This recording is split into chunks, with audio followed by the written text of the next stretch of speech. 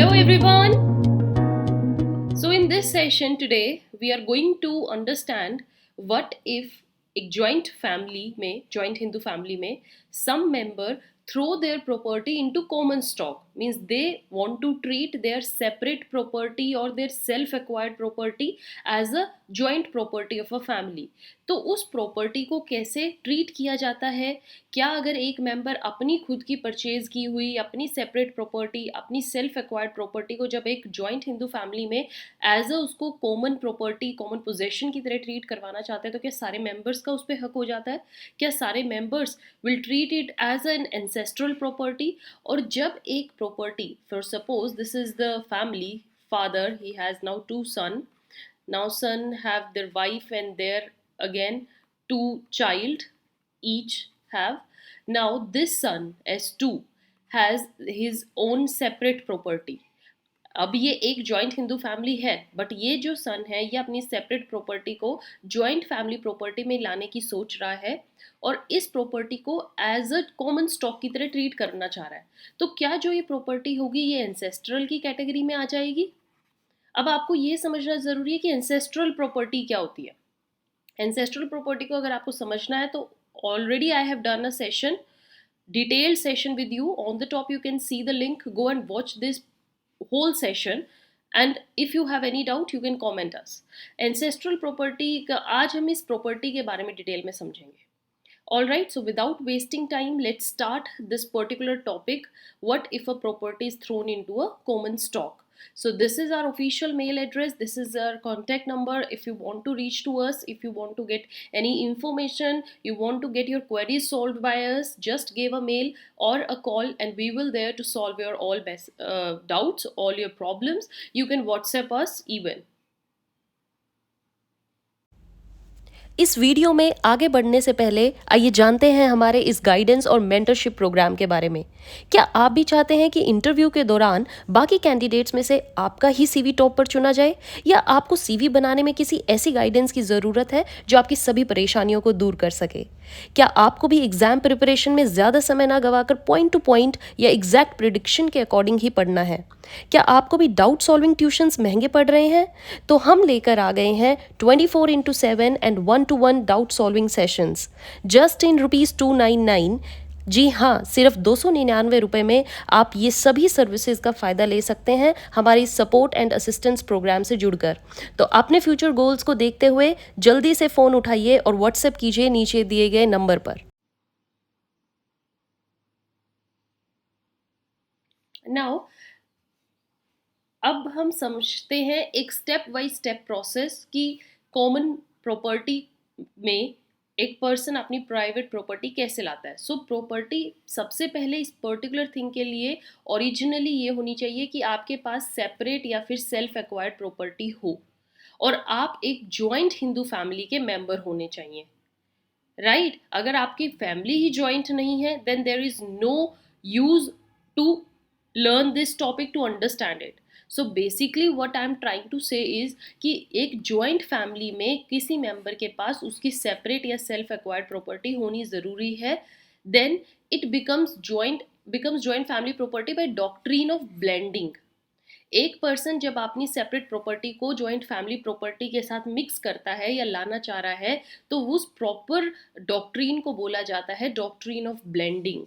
Means you want to blend, you want to mix both the properties together, right? So voluntary thrown by the member into a common stock, that is also a requirement कि यहाँ पर जिस member की वो private property थी उसने वो voluntary purpose से किया है, voluntarily he has done that. Okay means उसका ये एक्ट वॉलेंट्री होना चाहिए, उस पर किसी का प्रेशर ना हो या फिर उसने किसी के मिस रिप्रेजेंटेशन में बाय मिस्टेक ऐसे ना किया हो. He has done it by his own choice. He want to treat his separate property along with the common stock.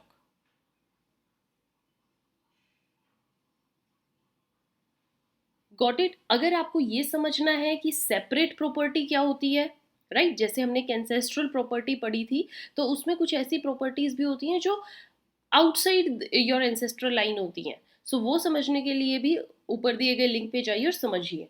Now next requirement क्या हो, that clear intention to end all separate claims on the property. जिस member की, as I said in the above, एक story जो आपको बताई है यहाँ पर, जो इसमें सन 2 है जो अपनी सेपरेट प्रॉपर्टी लेकर आना चाह रहा है फैमिली में, तो सन 2 के बिहाफ पर ये होना चाहिए कि उसने उस प्रॉपर्टी पर सारे सेपरेट क्लेम्स एंड कर दिए हैं। मींस कल ये नहीं होना चाहिए कि आज तो आप अपनी separate property joint family property में लाकर मिक्स कर रहे हो, कल कोई भी बात होती है तो आप कहते हो मेरी सेपरेट प्रॉपर्टी मुझे दीजिए।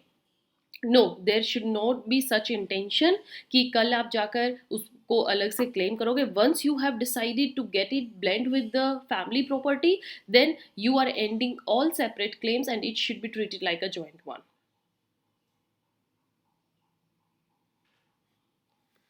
Got it?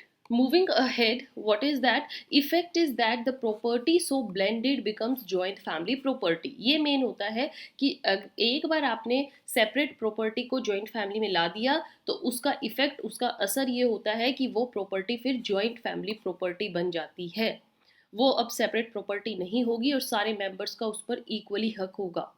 Conditions of the doctrine, अब ये अगर आपको कोई इंटरव्यू में पूछ ले, like in a joint family Hindu family property में, whence we read doctrine of blending, what are the basic conditions या requirement for that doctrine.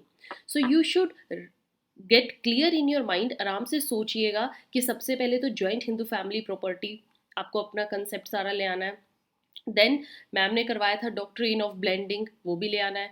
Doctrine of blending के लिए क्या क्या होना ज़रूरी है, विदाउट रीडिंग दीज कंडीशंस क्या क्या होना ज़रूरी है।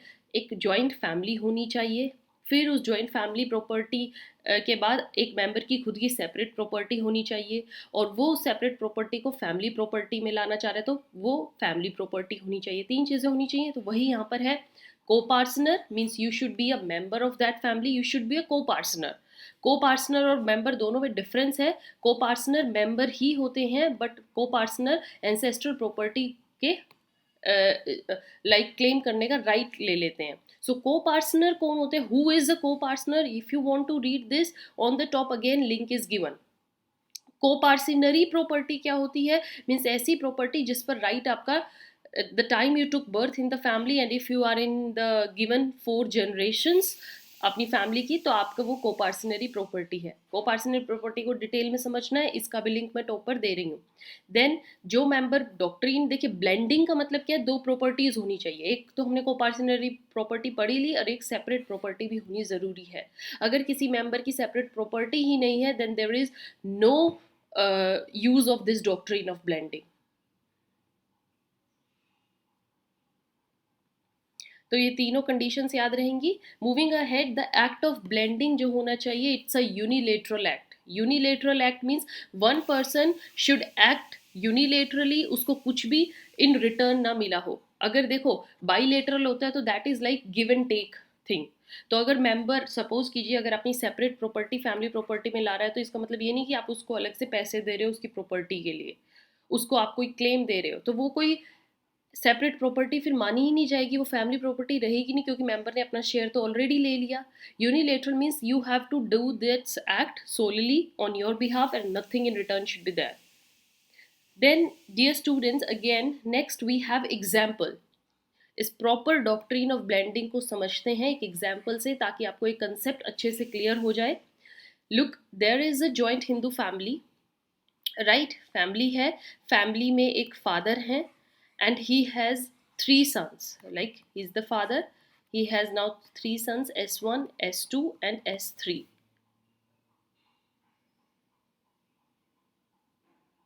All having a joint property in certain villages. पूरी फैमिली की एक joint property है इस विलेज में। Now father opens an account in a bank and deposits the income from this property. अभी तो फादर ही है करता ऑफ द फैमिली। सो ये क्या कर रहे हैं, इस फैमिली प्रॉपर्टी से जो भी इनकम आ रही है उसको ये एक बैंक है, इस बैंक में डिपॉजिट कर रहे हैं। सारी इनकम को इस बैंक में एक अकाउंट इन्होंने खुलवा लिया और उस अकाउंट के अंदर सारी चीज़ें डिपॉजिट हो रही हैं, as you can see here. Next, what is there? Father also earns a large sum of money separately and deposited it in the same account. Father को कहीं और से भी इनकम आ रही है और वो उनकी सेपरेट इनकम है, लेकिन क्या किया उन्होंने, उस इनकम को भी इस फैमिली इनकम के ही अकाउंट में प्रॉपर्टी जहाँ पर इस प्रॉपर्टी से इनकम आ रही है उसी अकाउंट में वो इनकम भी डिपॉजिट करवा दी। सपोज कीजिए इस विलेज प्रॉपर्टी से हर ईयर 5 लाख रुपीज़ आ रहे हैं, तो इस साल उन्होंने 5 लाख करवाई और यहाँ पर उनको सपोज कीजिए इनकम 50,000 की हुई, तो उन्होंने इस 50,000 को इसी में ही एड ऑन करवा लिया। Now he has whole balance as 5,50,000।